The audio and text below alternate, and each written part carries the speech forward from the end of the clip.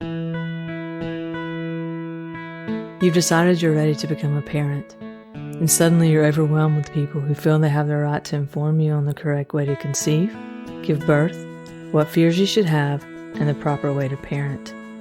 How do you filter through the opinions? How do you know what's trustworthy information and what's a myth or just plain outdated? Welcome to the Birth Ease podcast. Join your host Michelle Smith and her guests as they cut through the noise and fear by sharing valuable tips, tools, and proven methods that help you connect with your own inner wisdom as you navigate the sacred journey that is pregnancy, birth, and parenthood in a more relaxed and confident manner. This podcast does not constitute, nor is it intended, as medical advice. Hello, Birth Ease families. Welcome to this heartfelt space.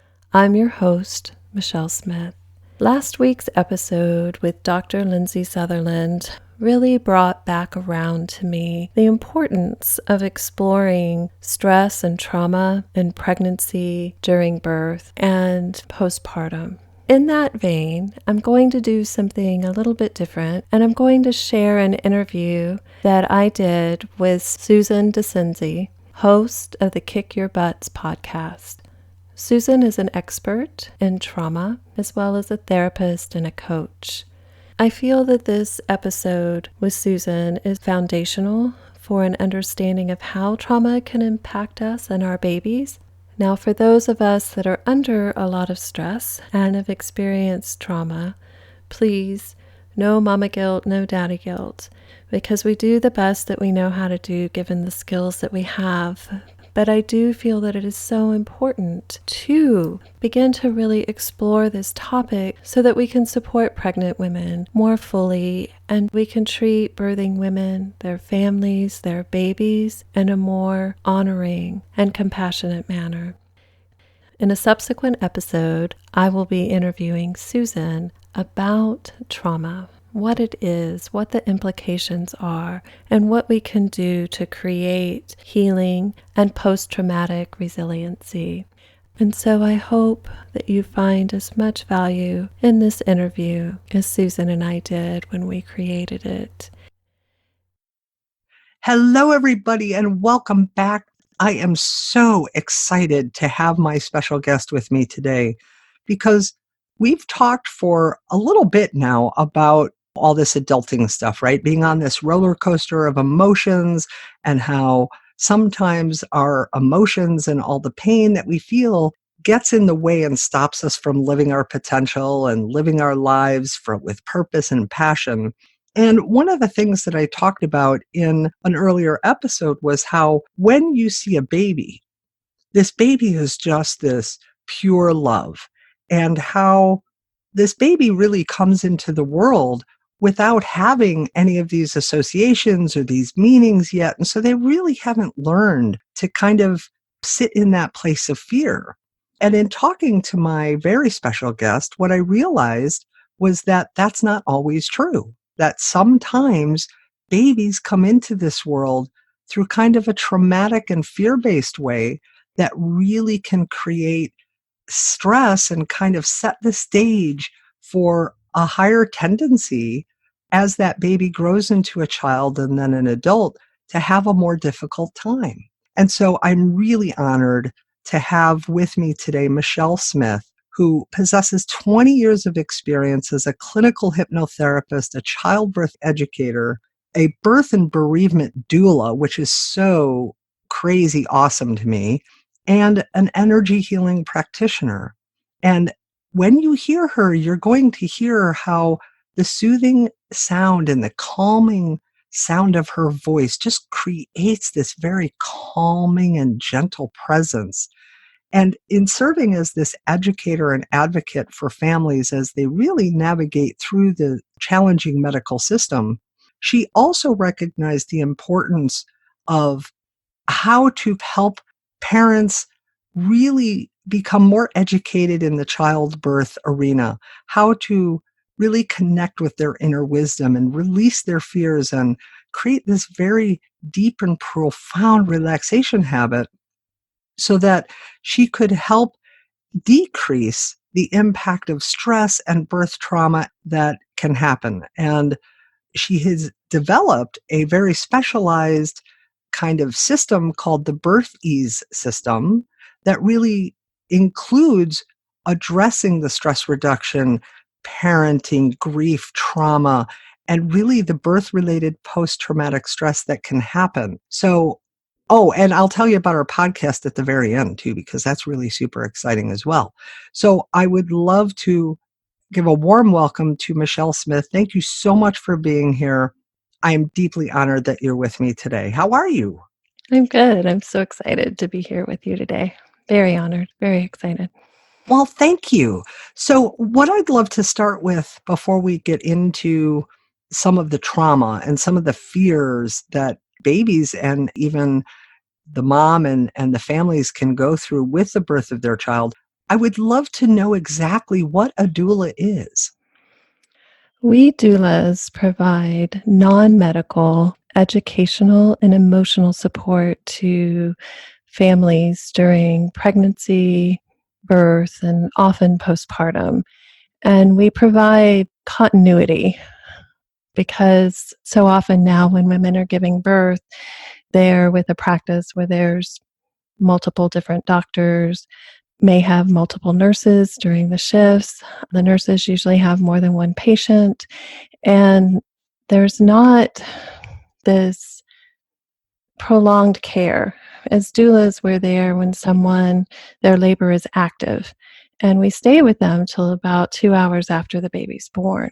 And we're there answering questions, helping them to navigate this process of birth. Sometimes it's really smooth and it's really easy, Mm-hmm. and you just invite them to change positions. Other times we see something coming and we might say, I know this isn't what you wanted, but I just want to make you aware that they may come in and talk about the need to start Pitocin or something like that because Mm-hmm. in 9 centimeters for 5 hours. And so we try to really meet families where they're at with what they want for their birth.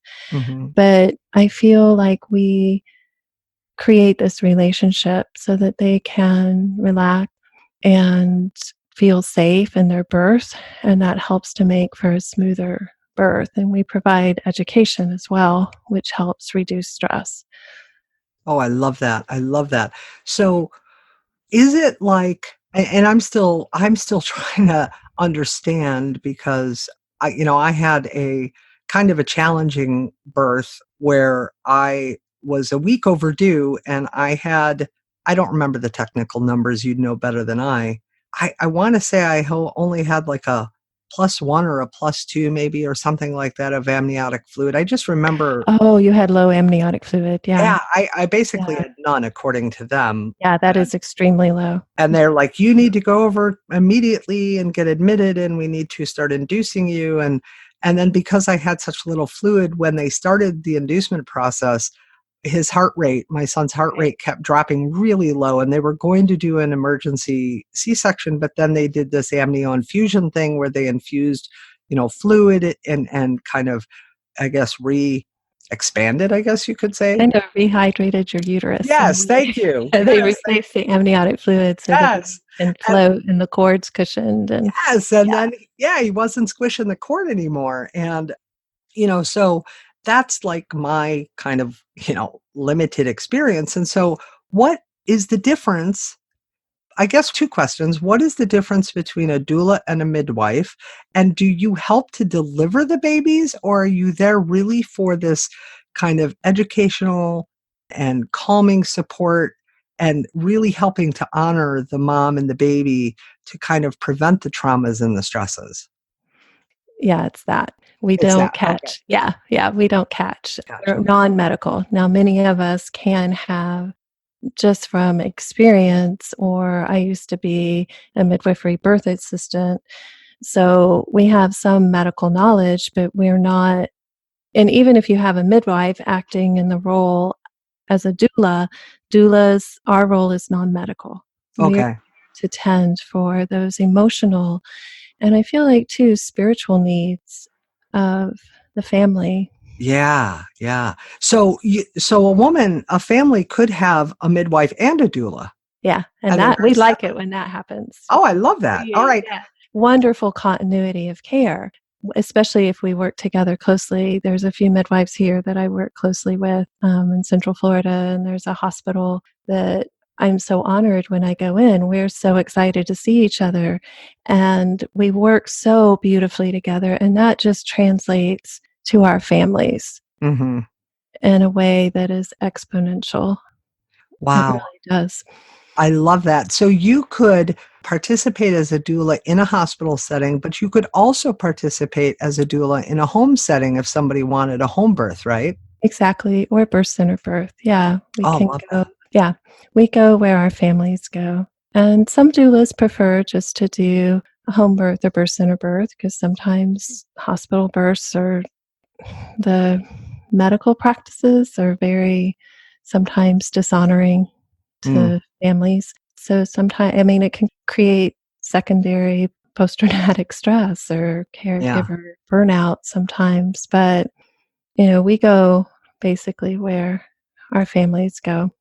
I love that. I love that. That's just so, to me, it brings the intimacy back to Mhm. that whole, not just the birthing process, but to the whole, a lot of people think that intimacy is about sex, right? And intimacy is about that connection. To me, anyway, it's about, and as a therapist, it's about that connection and that closeness and that vulnerability to yourself and with others, and with yourself to others, right? In all those ways. And I think that so many of the things in our mainstream kind of society now here in the Western world have become so kind of disconnected and so rigid, like you've got these schedules and you just go, go, go, and everything is kind of high stress and and a lot of, fast pace, and we have the internet and there's all these distractions and stuff, that we've really lost the ability to connect and to feel that intimacy. And so what I love about what you're doing is that, to me, and I don't know the history of your work, but to me, it feels like it's bringing back what used to be the norm, Mhm. and it's bringing it back around for us to be like, wow, there's these options. Yeah. Yeah, and I love what you said about that. I do think that we do have a sort of intimacy with our families because we get to know them better. We get more time with them typically.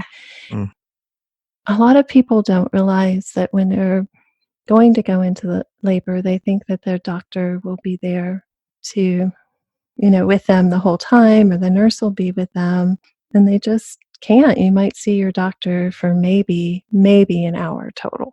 maybe. And women need to feel safe in labor, and they do need a sense of intimacy.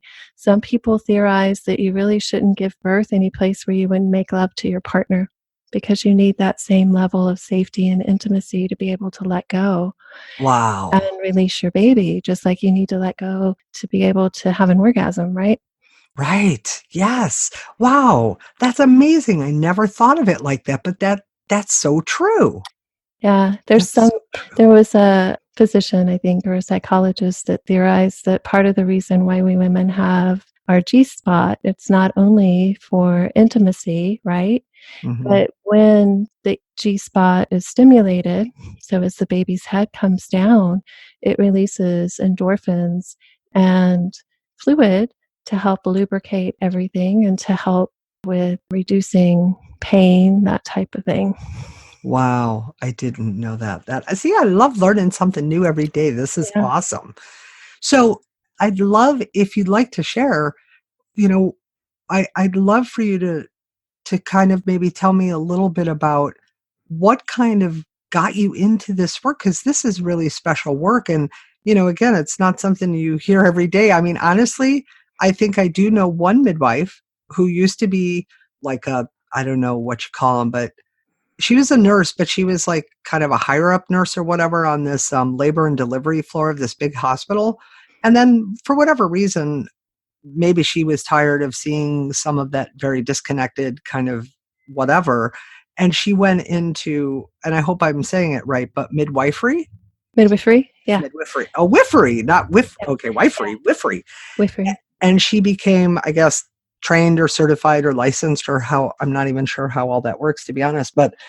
And that's the only person I know. Like, you're the first doula I've ever met. And I just love that name, but I think it's so cool. So how did you get into it? Well, I was going to say real quick, part of why you may not hear about it as much is, from what I understand, in Illinois, home birth isn't legal, from what I understand. I could be Really? wrong. Yeah. So anyway, that's another topic, but that might be why it's not so prevalent. Wow. Yeah. So I have always been fascinated with birth since I was a little girl, and I would watch women give birth on TV or in a movie and start crying, and not because it was scary, just because it touched this big place inside of me. Wow. And my Barbies were always pregnant. I was always pregnant. I made my cousin be pregnant so I could deliver her baby, that kind of Wow. stuff. I love that. Yeah, I just always loved it and been fascinated by it. And so when I had my first baby, it was a very traumatic experience. And my second birth was better, but was still traumatic in some ways. But my third, or before my third birth, I found out about the concept of doulas and the continuity of care that we provide. And it really made so much sense to me, because I remembered with my second feeling the relief when the physician that I knew who took care of me when I had my miscarriage, when he walked in, because there were 19 different physicians, and that was very disconcerting to me. And I had this almost palpable thought of, I know him, I can have my baby now. Mm. And when a physician that I didn't know came in after my baby was born with that second birth, I woke up and he was wise enough to just stop and say, "It's okay. I'm doctor," and he said his name. "You're here in the hospital. You're safe." Because Mm. it, those of us that have a history of trauma, like, it just like shocked me to have a strange man in my room. Yeah. So I love the concept of the continuity. And I had a doula with my third birth, and she was born in a birth center. And it was this very healing experience. And so I pursued becoming a doula, and I love hypnosis and trained in hypnosis. And my practice is geared towards pregnancy and birth and fertility and stress reduction. It's just been a natural evolution since then.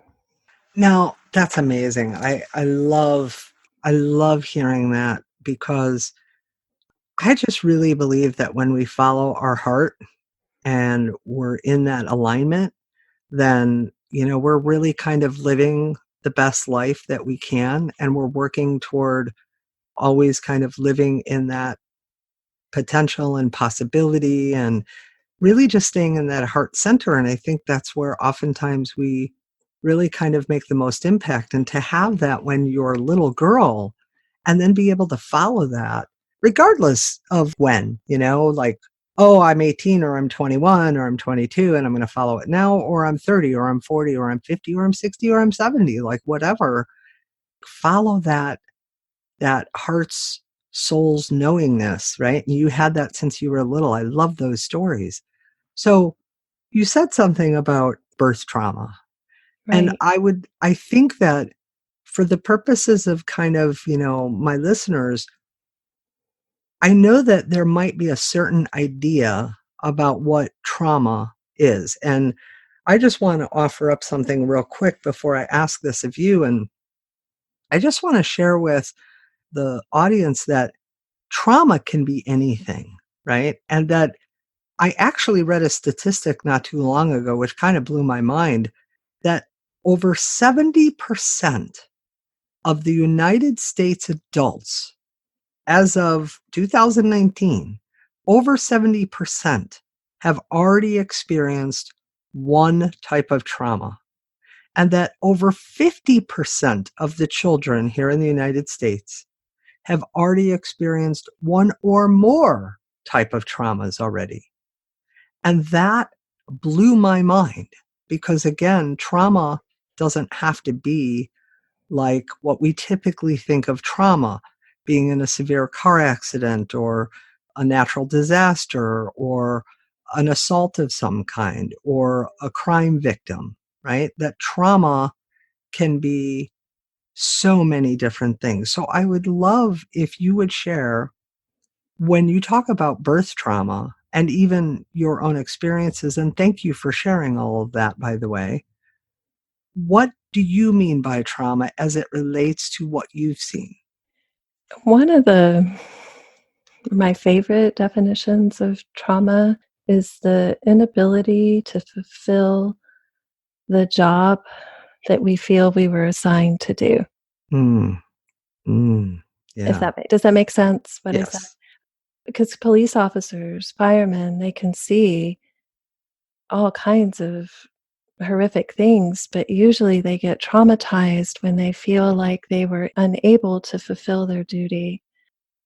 And so when we're giving birth, if we felt that we were unable to protect our baby, that could trigger trauma. Or so often in birth, women are not listened to and they're not heard.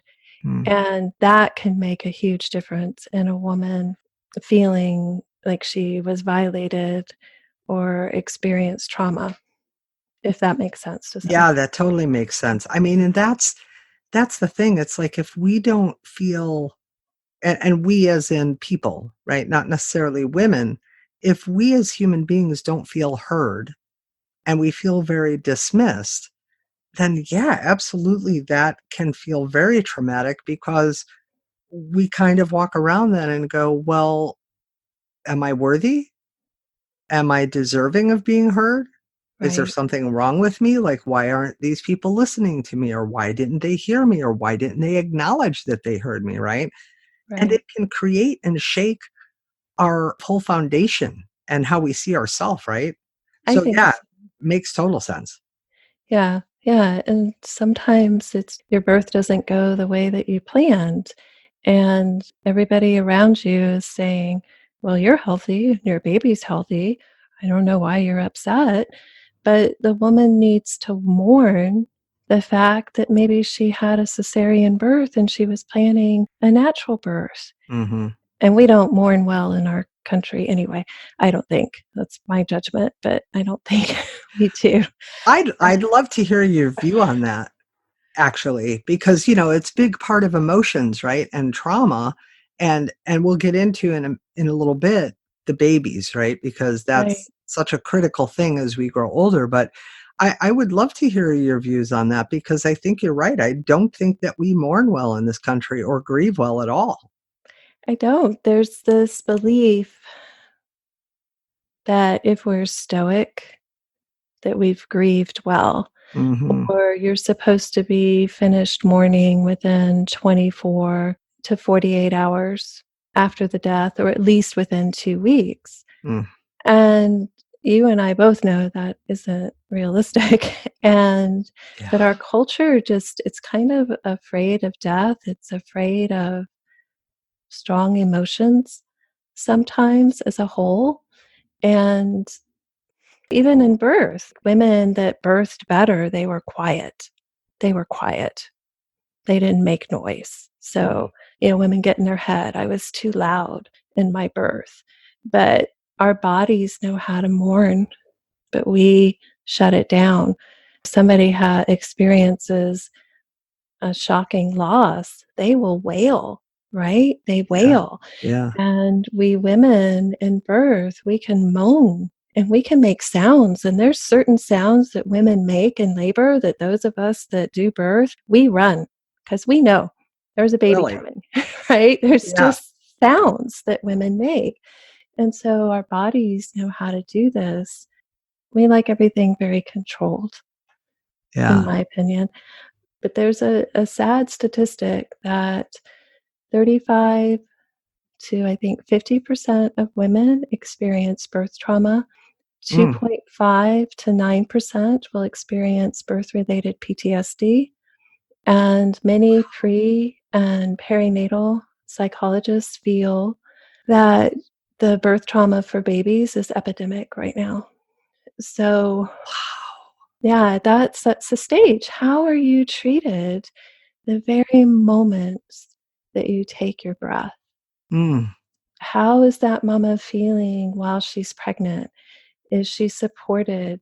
Is she being inundated by messages from the media, from her family, from her caregiver, that birth is this scary process? And I don't ever want to discount when women have hard labors. Sometimes women have hard labors, sometimes scary things happen, but we tend, as a society, the media, television, movies, we paint birth as this horrible, scary experience, and it doesn't have to be.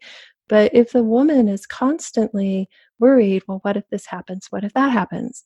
It's normal to worry when Mm. we're pregnant. We're going to worry. But if it gets aggravated, that poor woman, all those scenarios she paints in her head, we know that can put you into fight or flight. You're dumping those stress hormones into the body, and the stress hormones cross the placenta and get into the amniotic fluid. If a woman is extremely stressed, that stress can affect the hardwiring of the baby's brain. And we don't always look at the mental and emotional and spiritual well being of our mothers. Yeah. Well, And and it sounds like the babies either, right? right, Because right. if mom, yeah, Yeah, for if so mom's, long.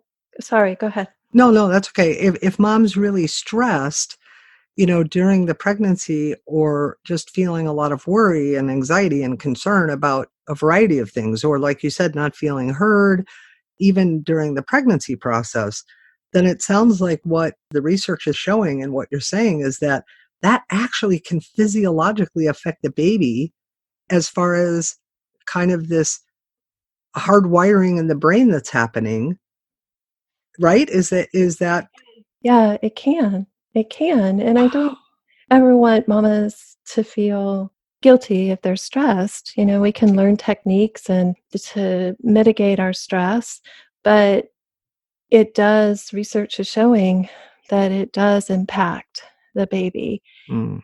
And women that are extremely stressed in their pregnancies, they can have preterm labor, they can have higher pregnancy complications, pregnancy-induced hypertension. The list kind of goes on and on. And that the research is showing that it doesn't just impact the baby short term, but even when they're two, it can affect their feelings of safety, and they might be more reserved and more frightened in situations where other children aren't. They did research that was showing when kids are 6 to 8 years old that the child's amygdala is actually enlarged. Wow. And so we need to really change some of our practices and how we treat pregnant women. We need to stop scaring them all the time. And we need to help our babies to enter the world, I feel, in a more gentle and loving way.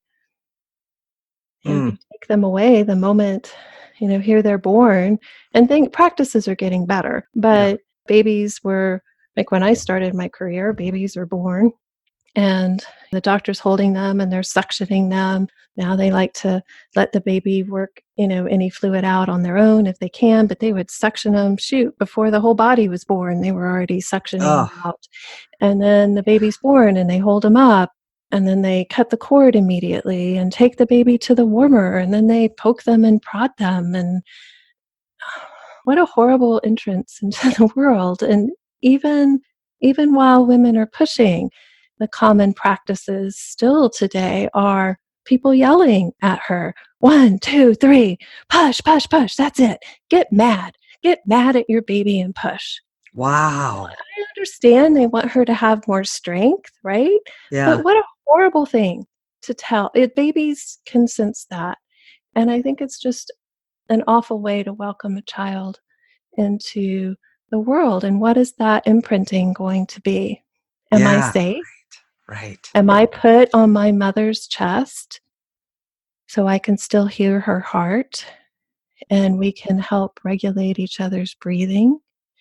Her temperature, mom's temperature will rise to keep her baby warm. It gives them that golden hour at least to adjust.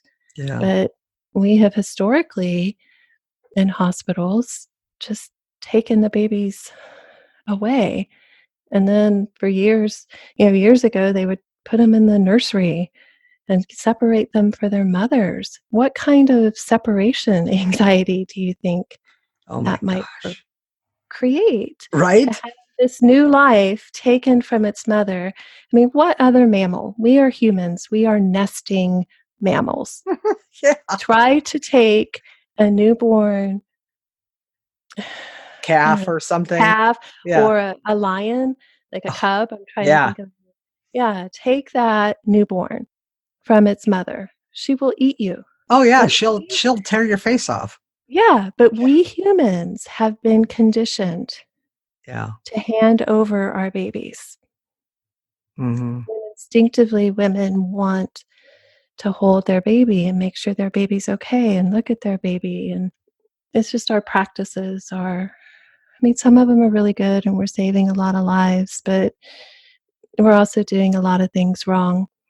We dump so much money into our US medical system. I forget the thousands and thousands of dollars a second it is, but we have one of the worst maternal and infant outcomes in the developed world.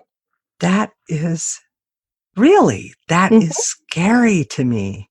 mhm. It is Yeah, scary to me, and it puts trauma in a different perspective because, like I said before, trauma can be anything. It's like, I lost my dog when I was 7, and the teacher yelled at me and said, "You could do a better job, Susan," when I was 10, and my parents were disappointed in a decision I made when I was 17, whatever. I mean, all these things could be trauma.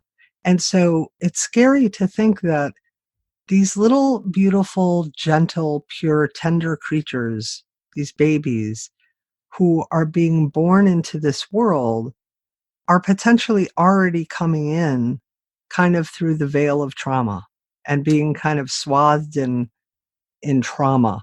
Now, do you think that, you said something before about how the research kind of shows how it's actually kind of changing brain patterns, right? Do you the hard wiring of the brain. The Yeah. hardwiring, right? So do you think that these babies, just, your opinion, regardless of whether or not the research shows this yet or not, or actually, I guess, if you know that, I would love to hear that. Do you think, though, based on the work you do and what you've seen, that these babies and even moms really then go on to continue to feel kind of that level of trauma around like the pregnancy and maybe even the birth, and that it can affect them from an emotional standpoint or a stress standpoint down the road? Yes. Yeah. Women, especially if they already have a history of trauma, they're more likely to develop birth related PTSD or to develop postpartum depression. Wow. And we can mitigate, I mean, you can mitigate the trauma, but one of the best ways to do it is to connect with your baby prenatally because bonding doesn't start when the baby's born. Bonding starts really from the time we know that we're pregnant, and babies can feel if they're wanted or not. And sometimes families need time to work through the surprise. Some babies, I say, they sneak in, right? They just sneak Yeah. in. I'm ready to be here. If you're not, sorry, I am. Knock, knock, So, I'm here. right. So sometimes families need to work through that. And doing that work ahead of time is important if you're able to. But the more that you can bond with the baby while the baby is still in the womb and connect with the baby, research has shown that it really, really helps to mitigate problems from trauma or complications in the birth, that type of thing. Mm, And if somebody has a history of anxiety, it can affect their birth because if you become afraid in labor, it can slow the labor, and even if a mom has a nice birth, if she has a history of anxiety that's not addressed, again, she can be more likely to develop postpartum depression, and that can sneak up on you Yeah, for quickly sure. sometimes. So do you think that if the baby is dealing, like if mama is dealing with some stress related feelings during pregnancy, right? Or even flat out trauma of some kind, again, something kind of medium to high level, well, even low level stress, I guess. And then the baby is born, and there's this kind of stressful, potentially stressful experience, and this potential of this hardwiring of the brain that's already kind of happened. Do you see the research showing, or again, in your experience, that as that child continues to grow, that there's then a higher tendency for them to kind of be emotionally reactive in a different way than maybe babies who weren't born in that kind of stress environment? Yeah, yeah, that's what the research is showing and pointing to. And they think that there can be a link between stress and ADHD. Yeah, it can. That's why I think that connection, like William Emerson, Dr. William Emerson, he feels like it's never too late that we can create healing with our children as parents because compassion, empathy, love, it creates this, he calls it a healing relational field. And I do think that we can do that to help mitigate the trauma. But if we, as parents, haven't done our work to heal our own trauma, Mhm. then, you know, children learn from modeling as well. And again, it can affect the way the baby develops, their brain develops, and things like that. So what do you do then when you find that that's the case? Now I know as a doula, you're dealing with childbirth and that childbirth education and teaching parents how to, it sounds like, really connect and stay in this calmer place and release those fears. But what do you do if you see someone who's in this really kind of stressful place? Do you just work on using strategies and techniques to help them calm, or do you help them kind of process through their stressors? Or I like to work with, because I'm also a childbirth educator, and I like to work with families individually so that, sometimes it's just helpful to have somebody listen. One of my mamas the other day, we spent time in our class just talking about some of the stuff that's going on in her family, and she Mm, needed somebody to talk to about it and process it. And so the way I have things set up, I can do that, but I like to teach families to create a relaxation habit within their mind and their body, and to help elicit that relaxation response to help mitigate stress and to dump the beneficial hormones and chemicals into the body yeah. versus all the catecholamines and things like that. And I feel like the babies get the benefit too in the womb when mom does that. And if you can learn these techniques and strategies to help mitigate the stress and to have education too, to understand the process of birth, because again, there's so much fear out there around it, Mhm. that women can have a smoother birth. And then it gives them tools too to help postpartum, because a new baby, it changes your life and you're sleep deprived.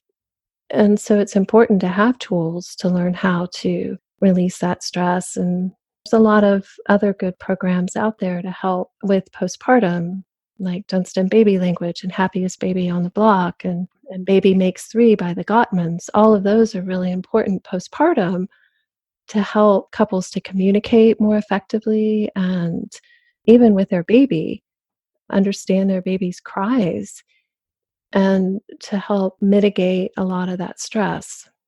Wow. Now, do you do stuff after the baby's born for a long time or a period of time? Like if you were to see some of this postpartum depression kind of symptomology, do you stick around there and still help out, or?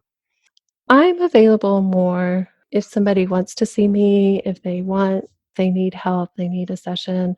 But with postpartum depression, I'll refer them out to a therapist and give them good resources for that. But Yeah, as a doula, we're non-medical, so we can give just sometimes a listening ear and helping somebody process their birth sure. and validating, yeah, that sounds like that was really awful. They didn't listen to you when you said that you didn't want that vaginal exam. And wow, I can understand how that could trigger your trauma from sexual abuse as a child. I'm trying to think of an example, but so often caregivers don't even, in the process of birth, even stop to think that a woman might have a history of trauma, of sexual trauma. And how often will they just say, okay, I'm going to do a vaginal exam now? Or they'll touch people without asking, or pick up her legs and stick them in stirrups or Ugh, something. Those of us with a history of trauma, yeah, that can trigger you. sure. And what other aspects of life is someone allowed to put their fingers, sorry, this is going to be really graphic, but put their fingers in your vagina and your most intimate parts without asking you?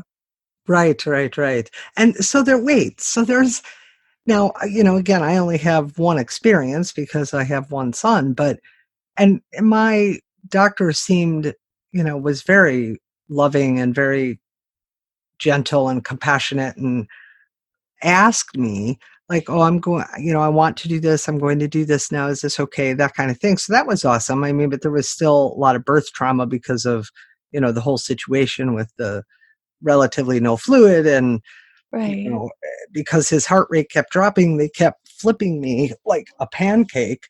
Now right, I'm on my hands and knees for like 40 minutes and they're trying to right. get his heart rate up. And now I'm on my side. And so that was all super stressful. And then Scary. add to it that he passed the meconium. For those of you who don't know what that means, it means he passed his first poo poo while he was inside of me. And that's a really unhealthy thing and can be very dangerous for both mother and child. And sure enough, I developed a fever he was born at like 7:21 in the morning, and it was like 1 a.m., I think, where I started with 102 fever. And we didn't know that he had passed this yet. But at that point, they had stopped the Pitocin and had decided against the emergency C-section because they had done the amnio infusion and his heart rate had settled down and come back up and everything seemed to be fine. And it was around that same time then, about 2 in the morning, and I had only been 1 centimeter now this whole time, from 3 in the afternoon till like now 2 in the morning. Even with Pitocin, I had not dilated anymore. And so now I'm 2 centimeters at 3 in the morning, having had this fever for about 2 hours now, and now it starts to become more rapid where I start to dilate and thin out more and more and more to where he's then born at 7:21. But in that time frame, my fever's going up. It can't really give me anything. I'm like, if my teeth are closed, my body's shaking. If my mouth is open, my teeth are chattering, right? That Mhm. was totally uncontrollable. And so, of course, when he's born, so the doctor was being very kind, but they also had to take into consideration that this had been a challenging kind of birth. They had been worried about him and me, and now we both had fevers. And so they had to whisk him away to clean him off and suction him out and all that stuff. And the only thing, and I didn't know anything about any of this stuff, right? Like I didn't know that that's traumatic or whatever. But looking back on it now, I surely can see the sterile kind of way my poor little baby boy was born. And yet, all I saw after they cleaned him off, and I don't care what the nurses said to this day, I don't care. And I know what I saw and I know what I felt. And even though he wasn't placed on me right away, because they did have to make sure he was okay because he had a fever as well and clean him off and everything, when they were cleaning him off, the way they had him laying on the I guess, the little table.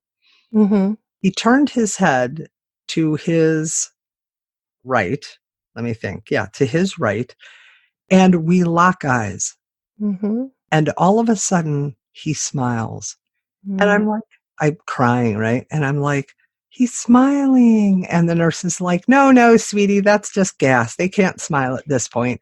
And I knew that she was wrong. But thinking about what you're saying now, it just made me flash back to that. And that itself actually felt a little, I won't say it was traumatic because I didn't think of it in that terms, but I would call it that now. But I remember being a little bit pissed off, I guess, and irritated that she was kind of dismissing what I know I'm seeing and what Right. I know I'm feeling, which is that my son and I locked not only eyes to eyes, but soul to soul. We're communicating soul to soul. And we both were saying, yes, we're here together now in form. And this is the most pure love that Right. we will ever feel, and we are connected because the gaze of that little boy and the length of his smile, I knew then there was no way it was some weird accidental thing or gas or anything like that. And yet, you're right, she was being relatively dismissive, like, "Oh, that's not possible," as opposed to being nurturing, even if she didn't believe it or agree with it, as opposed to being nurturing and saying, "Oh, that's so beautiful." Right. Right. You two have had a really hard time, and isn't that beautiful that he recognizes you Yeah, and you two connected in this powerful way. Entrainment is amazing, and it can right? happen with the mothers, it happens with dads. Baby will be in the warmer, and dad's looking at the baby and talking to the baby, and that entrainment that you just described Mhm. happens. And I think when we can have those type of moments, that love, that connection, it can help mitigate, again, a difficult birth because it Yeah. is to have amniotic fluid level that low. We like it at least 7. They like to induce if it's 7 and yours was what, 1 or 2, Yeah, it you was said? crazy. Yeah, very, very low. And that can be dangerous for a baby. It makes sense that he would have a bowel movement during labor because that can be a sign of baby stress. Now, sometimes it's just the birth I did the other day, the baby was post dates, baby's getting squeezed, that plumbing is working. So you get squeezed, and the baby will have bowel movement and fluid during Yeah, labor. yeah, And they can have meconium, and sometimes it's not an issue at all. And then other times, if they aspirate it and get in their lungs, it can be very dangerous. right, And yeah. so, but they are starting, at least here in Central Florida, starting to change the protocol now that if a baby has meconium, unless it's really, really thick, they will put the baby on the chest and see how the baby transitions. Yeah, And yeah. so they're starting to change that a little bit. Now, if baby is born and they're blue and floppy and have of course we need to take the baby to the warmer and do all of that. Yeah, But right. starting to realize how important that skin to skin is and delayed cord clamping and all of that. Yeah, no, I didn't have any of that, boy, Yeah. because he had passed that and he had a fever too, they were really Yeah, fever. concerned Yeah. because Yeah. they were Yeah. like, "Well, we have to make sure that this infection that it could just be from the labor and the problems, but we have to absolutely make sure it's not an Right. infection because that is dangerous." And they couldn't get my fever down even after he was born, and just all this stuff. And then Yeah. I had trouble kind of pumping because I wanted to breastfeed. And because they wouldn't let me have him all the time for like Mhm. the first day to 2 days that we were in there, because he also had a little kidney thing that we had seen on ultrasound while I was pregnant that we knew they were going to have to test for once I gave birth to him. There was a kink in his ureter coming out of his kidney, and could have been very dangerous if it didn't unfold and unkink. And so unfortunately, I didn't know better then. I agreed to a couple of tests that needed to be run and kind of put my poor little boy through a little more trauma.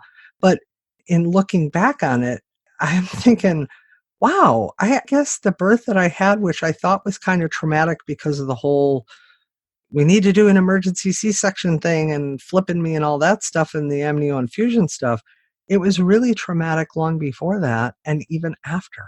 And Yeah.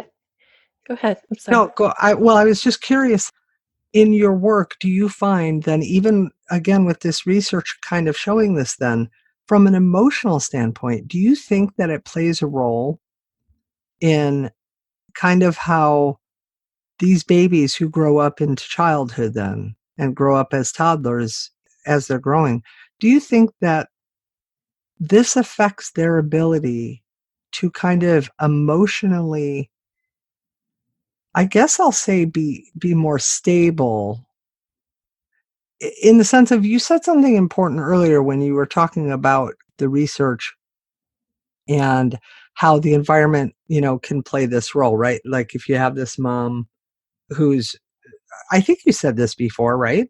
If you have this mom who's kind of like really stressed and really under a lot of anxiety, that we're seeing kind of what happens to the baby and as the baby grows into childhood, right?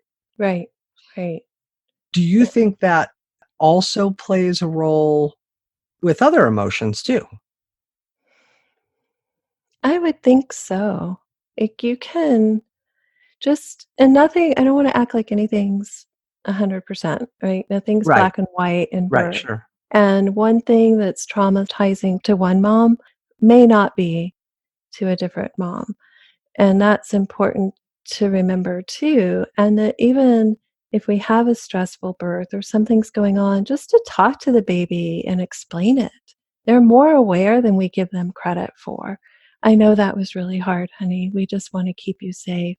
And I know that's stressful, but mommy's here and I love you and you're so precious. And just to reinforce that feeling of safety. But if mom is being traumatized and feels, if she's Yeah. traumatized, is she going to be in that space to do that? But I think if she settles and if the people around her support her and help her settle, then she can be that for her baby.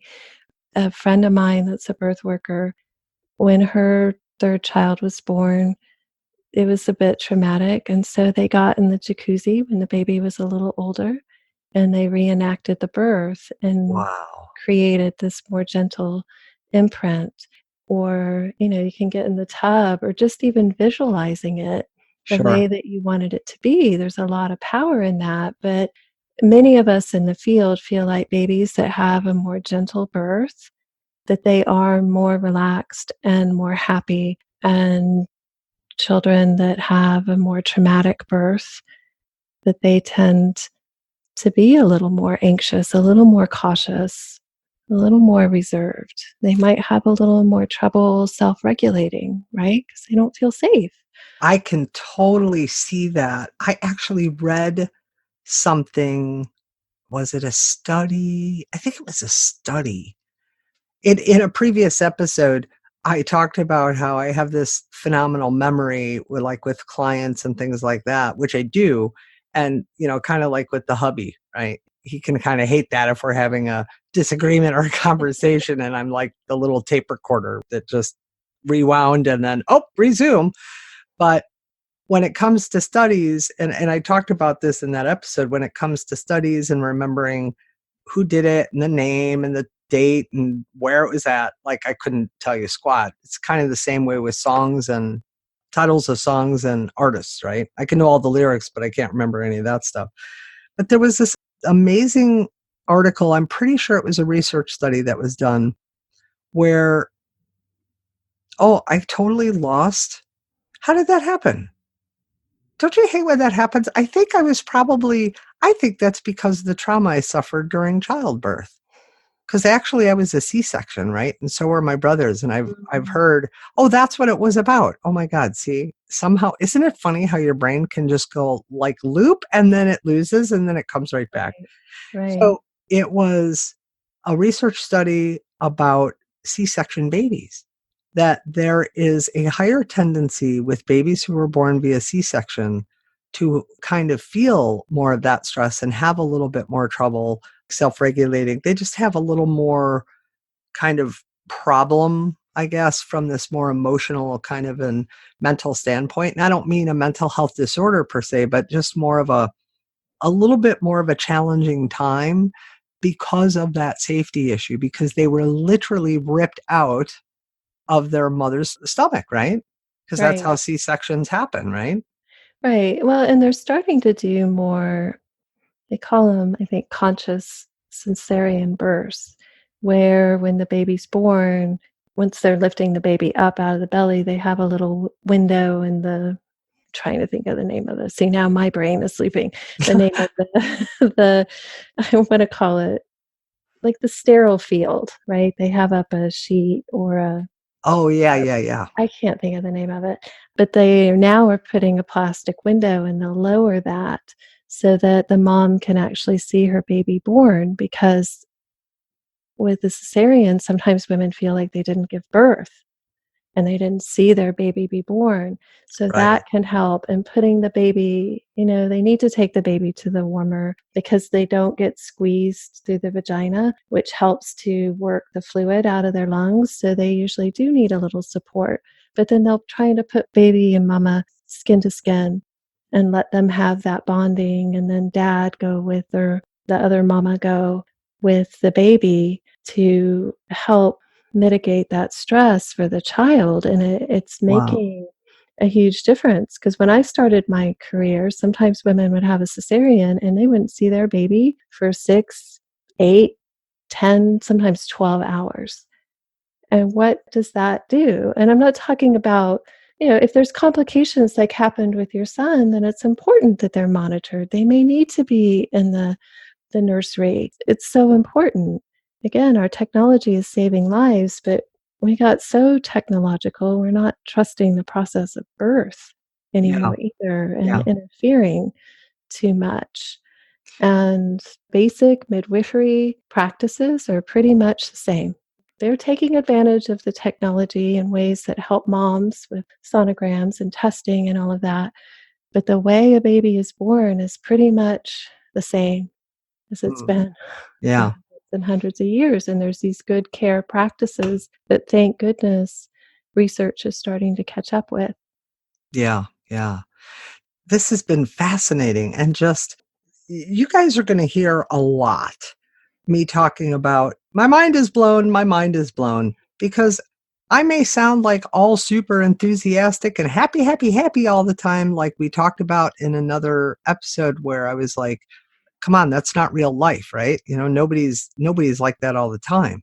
But I am super enthusiastic because I love to learn. I love to understand the human condition and our sets of human experiences. And so this has been fascinating to me because this is not an area of my expertise or even my interest as far as like a career or being in support. And so I love hearing how this whole idea of trauma, which again, we know it isn't this just specific kind of sets of experiences that fall into this trauma category, and that anything can really be traumatic depending upon the person's personality, their experiences up to that point, their conditioning, their belief systems, all that kind of stuff. Like you said, Michelle, right? For one, it might be traumatic, and for another, it won't be traumatic. But what I love about our time together today has been that I don't think I ever really realized how much trauma the baby and mama can go through, and even the rest of the family, Right. when they're pregnant, for one, then during the birth process, too, and then even after the birthing process. And with some other work that I've done for about 15 years, that's in addition to my work as a therapist, it's part of kind of that therapeutic and coaching background, but it's very specific, and it's a specific set of processes and processing work. And one of those processing pieces, it's a guided visual imagery processing piece, kind of took me back to pre-birth. And y'all may think I'm a lunatic and cray-cray for saying that, but the truth is, I know what I know and I know what I experienced, and I got validation and confirmation of this from my family after the fact. So I know it wasn't made up in my head, but I was kind of in the pre-birth stage, choosing to come into this form, and my mother was pregnant with me, and I kind of knew it was halfway. So it was kind of halfway through the pregnancy. The beginning half, everything seemed what I'd call fine, happy, joyous, just kind of, living in the womb, and things are going along great. And then all of a sudden I could feel a shift in my mother, right? I could feel more what I'd call like angry and frustrated energy, more sadness, more stress, more annoyance. And, then I was born. And I don't remember much else of that. I just kind of remember that set of experiences. And by the time I learned this, my mother had already been gone for a number of years. So I asked my father, who was still alive, and I said, Dad, I said, do you remember when mom was pregnant with me? And he's like, yeah. And I said, was it because I didn't want to put words in his mouth and tip him off to what I was asking, right? I wanted to see his honest recollection of what he had remembered about her pregnancy with me. And I said, was it an uneventful kind of pregnancy, or were there any big changes or anything that kind of happened? And, he's telling me and sharing me some stuff, and he gives me enough that leads me to say then, did you guys fight? Because I knew at that point I wasn't putting words in his mouth because of other things he'd already said. So I said, did you guys fight at all during the pregnancy? And he's like, well, yeah, actually, XYZ months into it, I guess about halfway, we started having some problems and we were kind of fighting all the time. And I just remember sitting down, again, mind blown, not always that hard to do.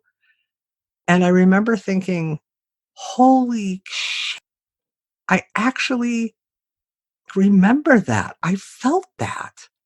And so I love what you're doing, because I don't know about anybody else. I know Michelle believes it, and I know it to be true because I remember it, that it's crazy to think that we are potentially affecting our children or our partners and our babies by not being consciously aware of how to diminish the potential traumas that the whole family, but especially mama and the baby, go through. Yeah, and I think babies in the womb, they don't have the same adult abilities to work through that stress. Yeah. So so they say it's kind of like being stuck in a traffic jam all the time. Ugh. And so they don't have the tools and they don't have the relief. And some pre and perinatal psychologists, they believe that babies sometimes they can't even distinguish themselves from their mothers. So Mm. they take on the mother's feelings as well. But babies can sense, again, if they're wanted or not, if the parents are fighting, if mom's happy about the pregnancy, if dad's not, if there's something going on with another family member. Babies can sense it. For so long, we thought babies didn't have any awareness till they're Mm. one or something, Mm. but they really do. And I don't want anybody listening to feel stressed about feeling stressed, Right. because a little bit of stress is not going to hurt the baby. Yeah. And cortisol levels go up a little bit during pregnancy anyway. Hmm. And it's the chronic ongoing stress. Little short bursts of stress, it actually helps build resiliency. Sure. So that's not the issue. It's when we have all this stress bottled up and we don't have the tools to mitigate it. Like go Yeah. see a therapist, go to a counselor, do meditation, do some kind of practices, elicit the relaxation response to help mitigate the stress. And sometimes it's just Like right now, I live in Florida. We're preparing for a hurricane. This has been a very stressful week Mm, for a lot of people. yeah. So, but if we can stop and do something to help release those good hormones, then it's going to help mitigate that stress for the pregnant mama, for the baby in the womb. The baby gets that benefit of Yeah. those good hormones to help counteract it. But it's amazing how aware babies are. It's so cool to me because I have the mamas listen to guided relaxation sessions. And Yeah. after babies are born, they'll recognize my voice, which if I see them even months later, like sometimes they'll go to me when they won't go to somebody else, but they know the sound of my voice, just like they know the sound of their parents' voice. And it's pretty amazing.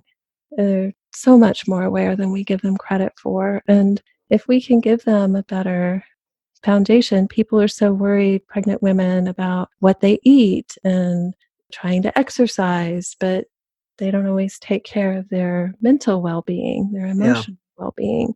And that's important too. Totally true. Totally true. And I just saw a picture.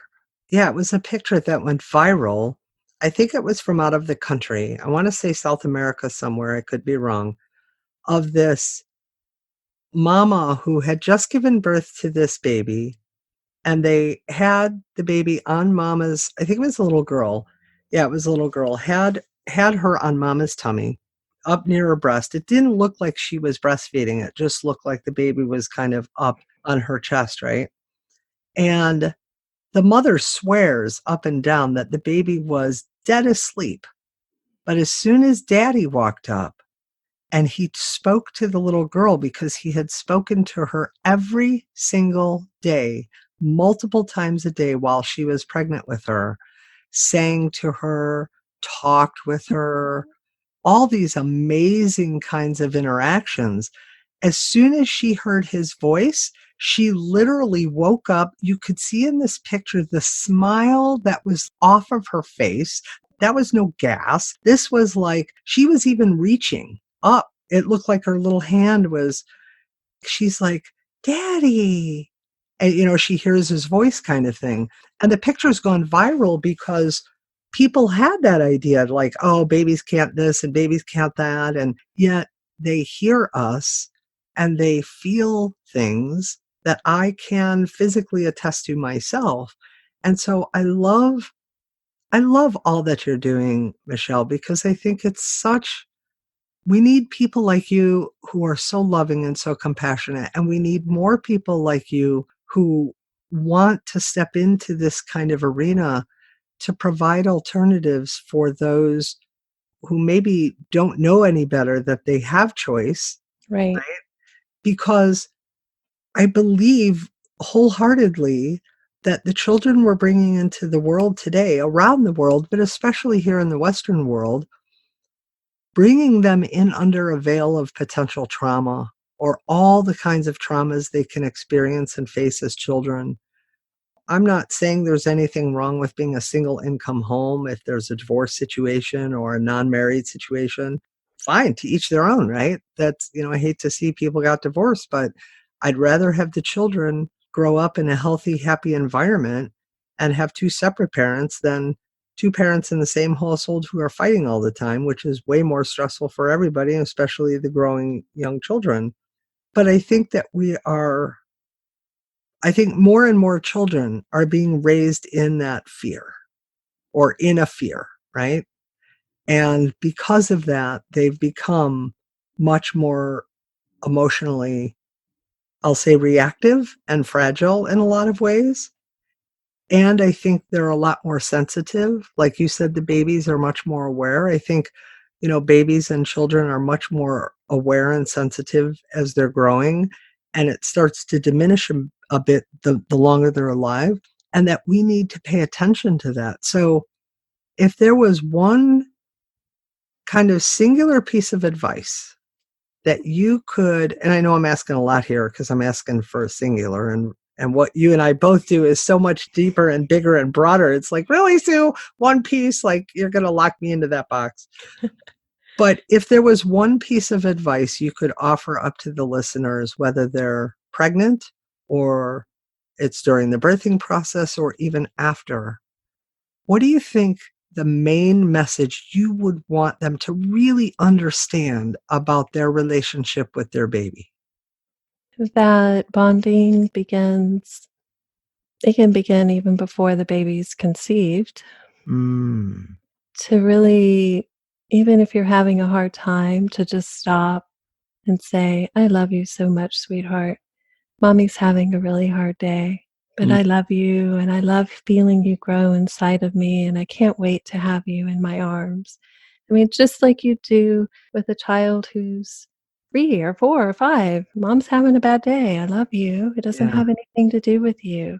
right. And to really work to maintain that field of love, because that love can heal, it can mitigate the stress, and to also trust your inner wisdom, trust your gut, Mm, and help your children to remember to trust their own gut too. I think yes, that's part of what's going on too, why everybody's so anxious. We're taught from when we're very young that we can't trust ourselves.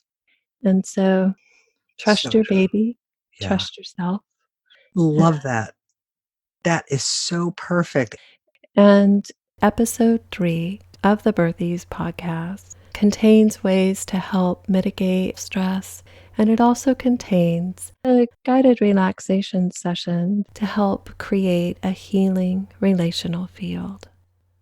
The purpose of it is to create that healing field and to focus on that connection and that love between you and your child. You know, whether your child is still in the womb or whether your child is 50, you can still create healing through that relational field. Yeah, I love that.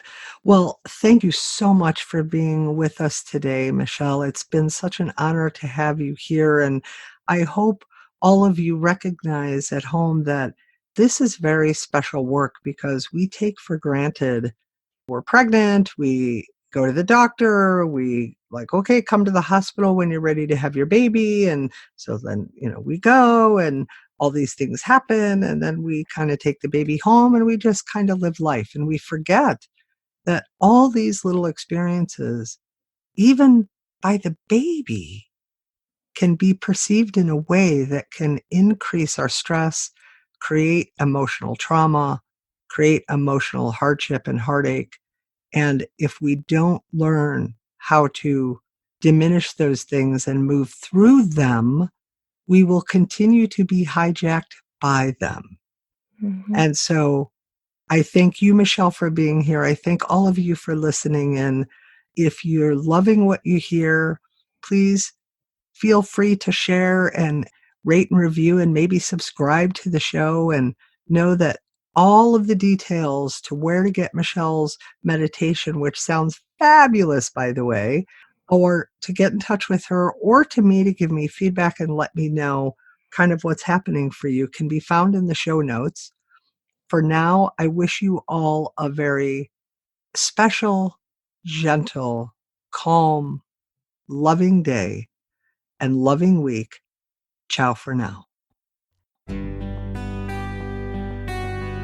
For more great conversations like these, or to find out more information and access Michelle's library of amazing guests, go to birthiesservices.com/podcast. For more information on the Birthies method, Michelle's classes, meditations, and other services, go to birthiesservices.com.